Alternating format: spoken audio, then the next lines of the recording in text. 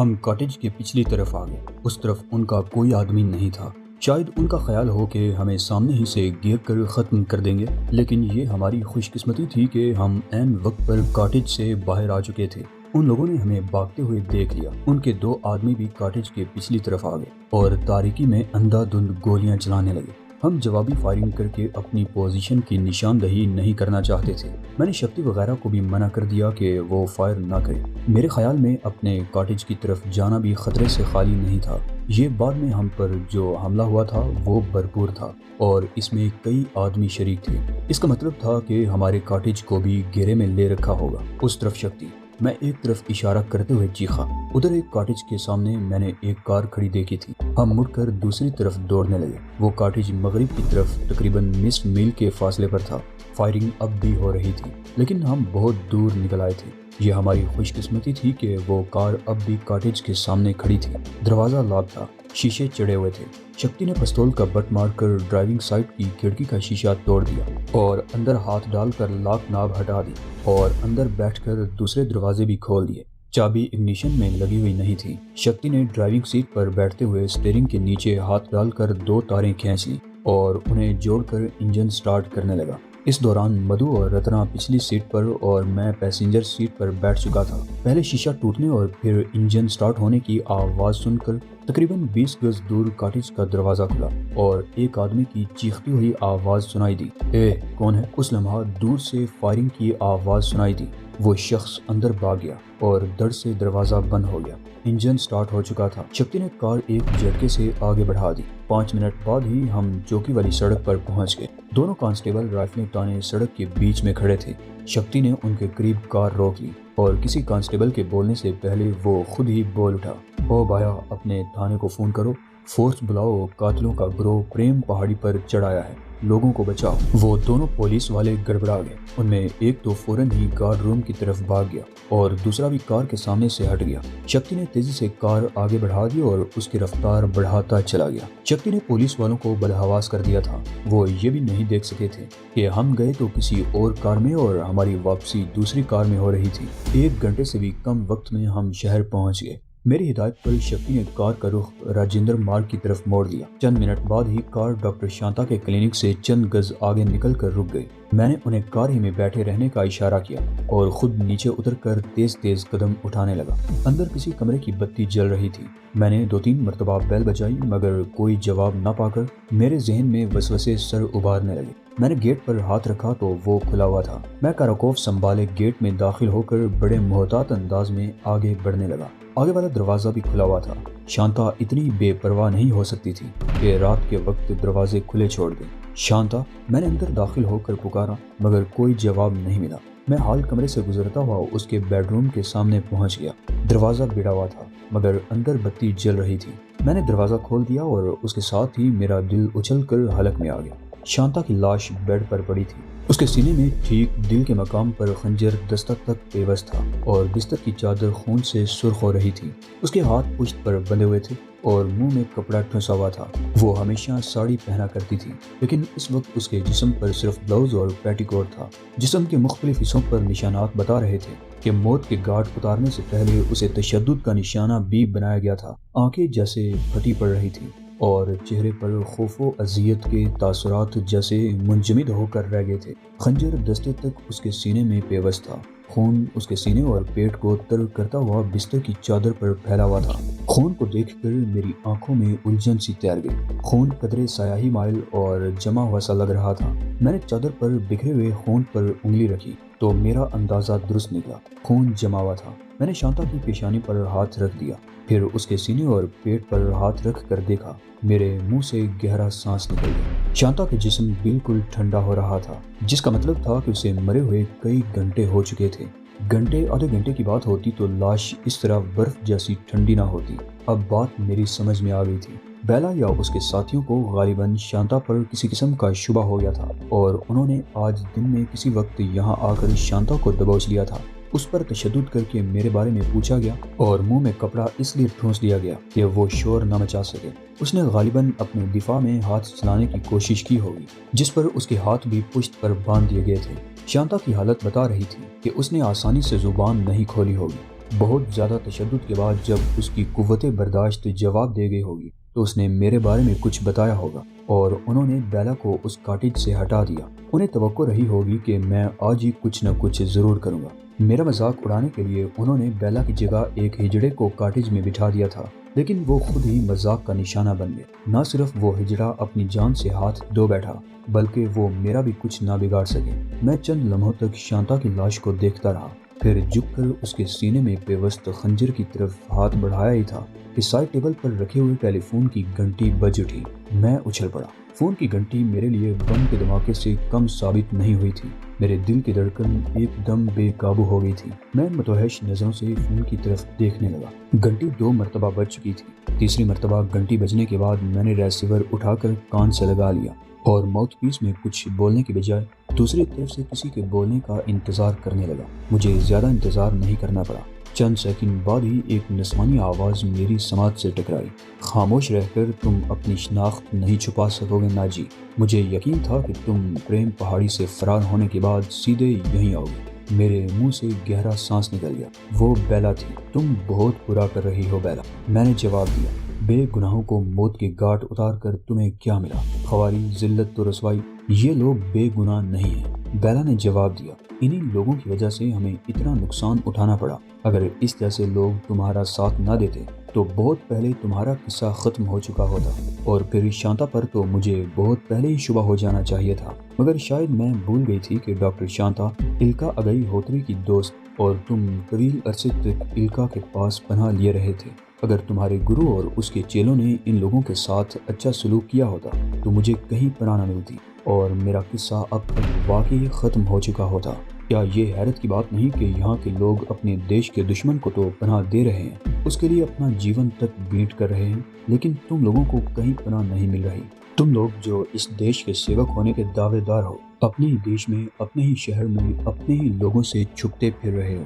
یہ سب تمہاری شخصیت کا کمال ہے، بیلا نے کہا۔ اس میں شبہ نہیں کہ تم بے پناہ پرکشش اور ساحرانہ شخصیت کے مالک ہو۔ خواتین تو تمہیں ایک نظر دیکھتے ہی اپنے آپ کو بھول جاتی ہیں۔ مجھ جیسی عورت بھی اپنے آپ کو تمہارے سحر سے نہ بچا سکی، اور میں اب بھی اعتراف کرتی ہوں کہ تم جیسا جوان رانا میری نظروں سے نہیں گزرا۔ یہ تمہاری شخصیت کا کمال ہے کہ تم نے اپنے ارد گرد حسین اور جوان عورتوں کا مینا بازار لگا رکھا ہے۔ اگر تمہیں کہیں ٹک کر بیٹھنے کا موقع ملتا تو راجہ اندر بن چکے ہوتے، اور میں بھی تمہارے دربار کی داسیوں میں شامل ہوتی۔ کیا واقعی تم یہ بات سنجیدگی سے کہہ رہی ہو؟ میں نے کہا۔ اگر ایسی بات ہے تو میرے پاس آ جاؤ، میں تمہیں پاکستان لے چلوں گا، جہاں ہم ٹھاٹھ سے زندگی گزاریں گے۔ اب تم پاکستان کا خیال ذہن سے نکال دو، بیلا نے کہا۔ تمہارا خاتمہ اس زمین پر ہوگا جہاں تم کھڑے ہو۔ اب تک کی صورتحال تو یہی بتاتی ہے کہ انتم سنسکار میرا نہیں، تم لوگوں کا ہونے والا ہے۔ بہرحال میں تمہاری طبیعت کے بارے میں پوچھنا تو بھول ہی گیا۔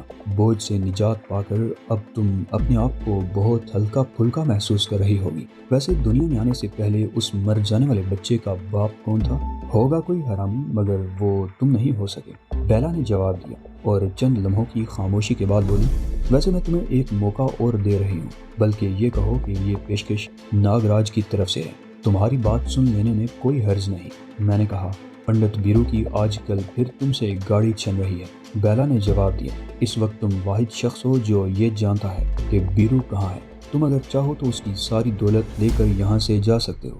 تمہیں اس دولت سمیت بحفاظت سرحد پار پہنچانے کی ذمہ داری بھی لی جا سکتی ہے۔ یہ ناگراج کی طرف سے تمہاری جان بچانے کی آخری پیشکش ہے۔ ناگراج واقعی بہت چالاک ہے، میں نے کہا۔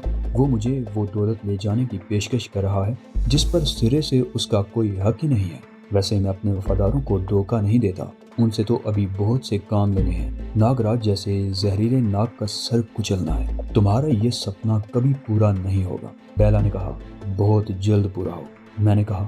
تم نے دیکھ لیا میں کس طرح تم لوگوں کے پیچھے ہوں۔ تم لوگوں کو کہیں ٹکنے کا موقع نہیں مل رہا۔ زیادہ سے زیادہ 2-3 دن، اس کے بعد ناگراج کا قصہ ختم ہو جائے۔ تمہیں تو میں اپنے ساتھ لے کر جاؤں گا۔ ویسے تم مجھے پسند آ گئے ہو۔ مجھے ایسی ہی کسی لڑکی کی ضرورت ہے جو میرے ساتھ مل کر جرائم کی دنیا میں ایک نئی تاریخ رقم کر سکے۔ اوہ، بیلا جیسے چونک گئی۔ تو پھر یہاں ہمارے ساتھ کیوں نہیں مل جاتے؟ ناگراج ہمیں جرائم کی دنیا کا شہنشاہ بنا دے گا۔ میں شکار مرا ہوا نہیں، مار کر کھاتا ہوں، میں نے جواب دیا۔ ویسے اس وقت میرے ذہن میں ایک اور خیال آ رہا ہے۔ کہیں ایسا تو نہیں کہ تم مجھے باتوں میں لگا کر وقت گزارنا چاہتی ہو تاکہ تمہارے آدمی یہاں پہنچ کر مجھے گھیر سکے؟ میرے آدمی اگر اتنے سیانے ہوتے تو تمہیں اتنی مہلت نہ ملتی۔ بہرحال ناگراج کی طرف سے میری پیشکش برقرار ہے۔ اگر تمہارا جواب ہاں ہو تو ہوٹل پیلس کے ہیڈ ویٹر نریش کو پیغام دے دینا، ہم اس کا بندوبست کر لیں گے۔ اس کے ساتھ ہی دوسری طرف سے سلسلہ منقطع ہو گیا۔ میں نے بھی ریسیور رکھ دیا، ایک نظر شانتا کی طرف دیکھا اور دروازے کی طرف بڑھ گیا۔ مجھے ڈاکٹر شانتا کی موت کا افسوس ضرور ہوا تھا، مگر میں اس کے لیے کچھ نہیں کر سکتا تھا اور دروازے کی طرف بڑھ گیا۔ پنڈت بیرو کے عالی شان بنگلے میں رہ کر میں کچھ نہیں کر سکتا تھا، اس لیے میں نے شہر کے اندرونی علاقے میں منتقل ہونے کا فیصلہ کر لیا۔ میں نے رتنا کے مکان کی چابی لے لی، کسی ایمرجنسی میں مجھے اس مکان کی ضرورت بھی پڑ سکتی تھی۔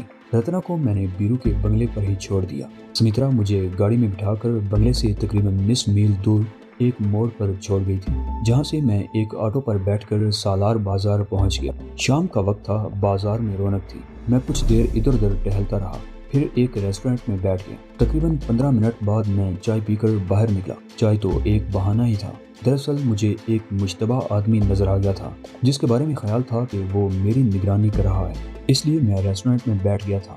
باہر آ کر محتاط انداز میں ادھر ادھر دیکھا، وہ آدمی نہیں نظر آیا، محض میرا وہم تھا۔ بس اسٹاپ کے علاقے میں بانوٹ سے ملاقات ہو گئی۔ اسے معلوم ہوا کہ شکتی بھی آس پاس ہی کہیں موجود ہے۔ اسے تلاش کرنے میں چند منٹ سے زیادہ نہیں لگے تھے۔ ہم تینوں ایک چھوٹے سے ریسٹورنٹ میں بیٹھ گئے۔ پیلس ہوٹل کا ہیڈ ویٹر نریش۔ میں نے شکتی کی طرف دیکھتے ہوئے کہا، مجھے اس کی ضرورت ہے، وہ بیلا یا ناگراج کے بارے میں کچھ بتا سکتا ہے۔ ٹھیک ہے گرو، کس وقت ملنا چاہتے ہو اسے؟ شکتی نے کہا، آج رات۔ تم اسے کب تک لا سکتے ہو؟ میں نے پوچھا۔ 2-3 گھنٹے تو لگ جائیں گے، شکتی نے جواب دیا۔ تمہارا اس طرح آزادی سے گھومنا پھرنا ٹھیک نہیں ہے، تم ایسا کرو، میری کھولی میں چلو، مدھو وہاں موجود ہو، میں نریش کو قابو میں کر کے تمہیں اطلاع بھیج دوں گا اور تم بتائی ہوئی جگہ پر آ جانا۔ ٹھیک ہے، میں چلتا ہوں۔ میں اٹھ کر ریسٹورنٹ سے باہر آ گیا۔ شکتی اور بانوٹ وہیں بیٹھے رہے تھے۔ میں مختلف علاقوں میں گھومتا ہوا اس طرف نکل آیا جہاں ایک کھنڈر نما عمارت میں شکتی نے کھولی لے رکھی تھی۔ میں نے اس مرتبہ بھی اپنے تعاقب کا خیال رکھا تھا۔ اس کھنڈر نما عمارت میں بجلی نہیں تھی۔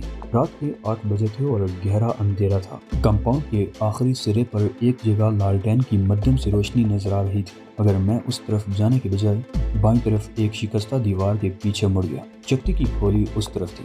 کمرے کا دروازہ ادھ بیڑا تھا اور اندر سے لالٹین کی مدھم روشنی نظر آ رہی تھی۔ میں نے آگے بڑھ کر مدھو کو آواز دیتے ہوئے دروازہ کھول دیا، مگر مدھو کمرے میں نہیں تھی۔ مدھو نے باورچی خانہ اس کمرے میں بنا رکھا تھا۔ ان دونوں کمروں کے درمیان وہ کمرہ تھا جس کی چھت سرے سے غائب تھی۔ ان ادھورے کمروں میں کھڑکیوں اور دروازوں کا تو سوال ہی پیدا نہیں ہوتا تھا۔ میں آدھی چھت والے کمرے کے سامنے آ گیا۔ مدھو کو آواز دینا ہی چاہتا تھا کہ بائیں طرف پانی گرنے کی آواز سن کر چونک گیا۔ میں نے آگے بڑھ کر اس طرف جھانکا۔ کمرے کے کونے میں پھٹا ہوا ٹاٹ تان کر غسل خانہ بنا لیا گیا تھا۔ اندر مدھم بتی جل رہی تھی۔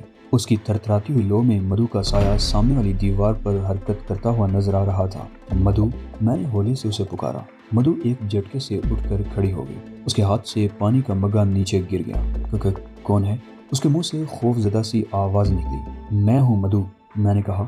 تم کمرے میں نہیں تھی تو میں ادھر آ گیا۔ کیا کر رہی ہو؟ میرا آخری سوال بہت ہی احمقانہ تھا۔ ٹاٹ پھٹا ہوا تھا اور اتنا اونچا بھی نہیں تھا کہ اس کی گردن سے بہت نیچے تک کا حصہ نظر آ رہا تھا۔ اس نے دونوں ہاتھ سینے پر لپیٹ لیے۔ اوہ گرو، تم نے تو مجھے ڈرا ہی دیا، وہ گہرا سانس لیتے ہوئے۔ مجھے افسوس ہے، میں نے تمہیں ڈرا دیا۔ بہرحال تم اشنان کر کے کمرے میں آ جاؤ، میں وہاں بیٹھا ہوں، میں کہتے ہوئے واپس مڑ گیا اور کمرے میں آ کر ایک کرسی پر بیٹھ گیا۔ تقریباً 5 منٹ بعد مدھو کمرے میں داخل ہوئی۔ اس نے مختصر سا کپڑا لپیٹ رکھا تھا، بدن پر پانی کے قطرے موتیوں کی طرح چمک رہے تھے۔ اس وقت مدھو کی بنائی ہوئی بغیر دودھ کی چائے پی رہا تھا۔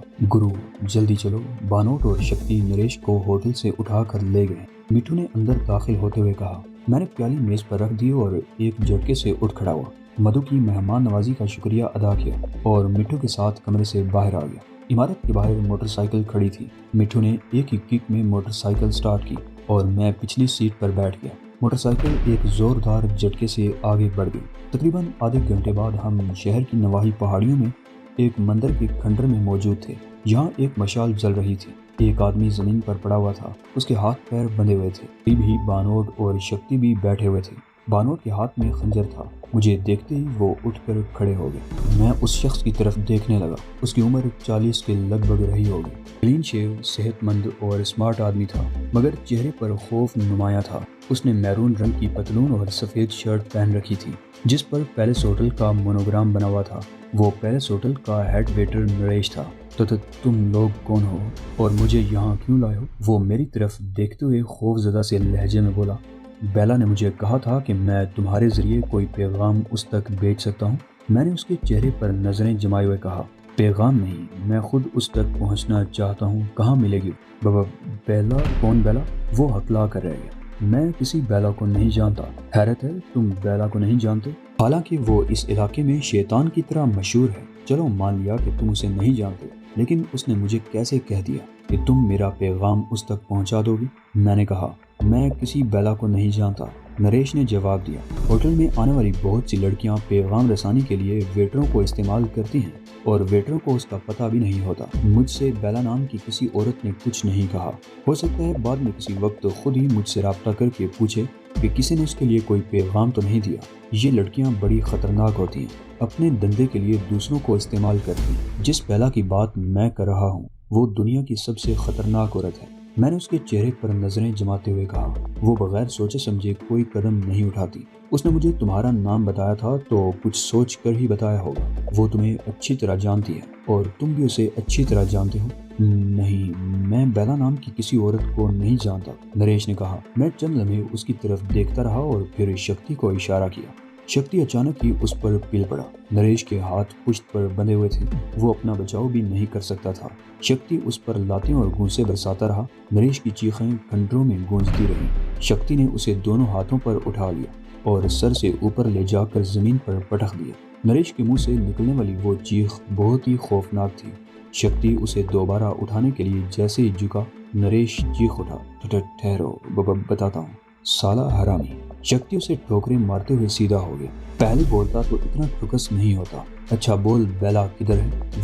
وہ ناگراج کے ساتھ ہے، نریش نے جواب دیا۔ تم اس سے کدھر ملنے کو تھا؟ شکتی نے دوسرا سوال کیا۔ میں اس سے نہیں ملتا، نریش بولا۔ بیلا نے کہا تھا کوئی اس سے ملاقات کرنے کے لیے کہے تو اسے اودے سنگھ کے پاس بھیج دو۔ اودے سنگھ کون ہے؟ اس مرتبہ میں نے پوچھا۔ ٹھاکر شمشیر سنگھ کا دیوان، نریش نے جواب دیا۔ وہ پیلس ہوٹل کے پیچھے گلی میں تیسرے بنگلے میں رہتا ہے۔ بنگلہ کا نمبر؟ میں نے پوچھا۔ بنگلہ مجھے معلوم نہیں، ہوٹل کے بالکل پیچھے والی گلی، دائیں طرف تیسرا بنگلہ، نریش نے جواب دیا۔ اس کے ہاتھ کھول دو، میں نے بانوٹ کی طرف دیکھتے ہوئے کہا۔ بانوٹ نے خنجر سے اس کی رسی کاٹ دی۔ نریش چند لمحے کلائیاں سہلاتا رہا، پھر قمیص کی آستین سے ہونٹوں سے بہنے والا خون صاف کرنے لگا۔ تم واپس جا کر اپنے مینیجر کو کوئی اور کہانی سناؤ گے؟ میں نے نریش کے چہرے پر نظریں جماتے ہوئے کہا۔ یعنی کچھ غنڈے کسی اور کے دھوکے میں تمہیں پکڑ کر لے گئے تھے اور تمہاری پٹائی کر کے چھوڑ گئے۔ چاہو تو نامعلوم غنڈوں کے خلاف پولیس میں رپورٹ بھی کر سکتے ہو، لیکن اصل بات تمہاری زبان پر نہیں۔ اگر اصل بات تمہاری زبان پر آئی تو تمہیں زندہ نہیں چھوڑا جائے گا۔ میں کسی کو کچھ نہیں بتاؤں گا، نریش بولا۔ میں نے شکتی کو اشارہ کیا اور پھر ہم اس کھنڈر سے باہر آ گئے۔ جب میں باہر آیا تھا تو اس وقت یہاں ایک سفید ماروتی کار کھڑی تھی جو اب بھی موجود تھی۔ اس کے قریب ہی مٹھو والی موٹر سائیکل بھی کھڑی تھی۔ یہ دونوں چیزیں وہ اڑا کر لائے تھے۔ مٹھو، تم موٹر بائک کہیں چھوڑ کر اپنے علاقے میں چلے جاؤ اور گرو تم بیٹھو کار میں، شکتی نے کہا۔ میں اور بانوٹ ماروتی کی پچھلی سیٹ پر بیٹھ گئے۔ نریش بھی ہمارے پیچھے ہی آیا تھا، مگر شکتی نے اسے بھگا دیا۔ یہاں سے دوڑ لگاتے ہوئے جاؤ بایا، شکتی نے کہا۔ کھا کھا کر تمہارے شریر پر چربی چڑھ گئی ہے، ذرا دوڑ لگایا کرو۔ مجھے یہاں، وہ ہکلا گیا۔ یہاں جے کال؟ کچھ نہیں کہیں گے تمہیں جے کال، شکتی نے کہتے ہوئے انجن سٹارٹ کر کے گاڑی آگے بڑھا دی۔ نریش کار کے پیچھے دوڑ رہا تھا۔ شکتی نے رفتار بڑھا دی۔ پہاڑیوں سے نکل کر ہم سڑک پر آ گئے اور پہلے چوراہے پر ذرا آگے نکل کر ہم نے کار چھوڑ دی اور پیدل چلنے لگے۔ اب کیا پروگرام ہے گرو؟ شکتی نے پوچھا۔ دیوان اودے سنگھ کا بنگلہ، میں نے کہا۔ میں اسے بے خبری میں پکڑنا چاہتا ہوں۔ نریش 2 گھنٹوں سے پہلے نہیں پہنچ سکے گا اور میں اس کے آنے سے پہلے اودے سنگھ سے نمٹ لینا چاہتا ہوں۔ تو ٹھیک ہے، اس طرف چلو، شکتی نے جواب دیا۔ ہم ایک اور سڑک پر مڑ گئے اور مختلف راستوں سے ہوتے ہوئے دلواڑہ روڈ پر پیلس ہوٹل کے سامنے پہنچے۔ ہمیں یہاں تک پہنچنے میں 20 منٹ سے زیادہ نہیں لگے تھے۔ اس وقت 9 بجے تھے۔ ہوٹل کے سامنے رونق تھی۔ ہم پچھلی سڑک پر آ گئے اور پھر پچھلی گلی میں مڑ گئے۔ اس طرف بہت بڑے بڑے بنگلے تھے۔ وسیع و عریض کمپاؤنڈ ہونے کی وجہ سے ہر دو بنگلوں کے درمیان اتنا فاصلہ بن گیا تھا کہ ایک بنگلے میں کوئی چیختا تو اس کی آواز دوسرے بنگلے میں نہیں سنی جا سکتی تھی۔